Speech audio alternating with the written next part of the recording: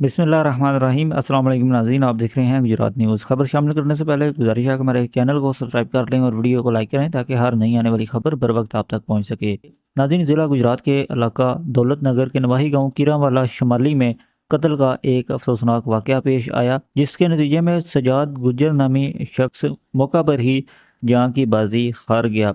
इस वाक़या का मुकदमा थाना दौलत नगर में दर्ज कर लिया गया है, जबकि मुद्दई मुकदमा के मुताबिक 5 नामजद और 2 नामालूम मुल्ज़मान के ख़िलाफ़ जो है ये मुकदमा दर्ज करवाया गया है। ज़ेर दफ़ा 302, 148 और 149 के तहत मुकदमा नंबर 461/24 जो कि थाना दौलत नगर में दर्ज किया गया है, उसमें मुद्दई मुकदमा के मुताबिक घात लगाए मुल्ज़मान की जानिब से अंधाधुंध फायरिंग की गई, जिसके नतीजे में मोटरसाइकिल सवार सजाद गुज्जर मौका पर ही जाँ बाग हो गया। इब्तदाई मीडिया रिपोर्ट्स के मुताबिक पुलिस की जानिब से मुल्ज़मान की गिरफ़्तारी के लिए छापे मारे जा रहे हैं।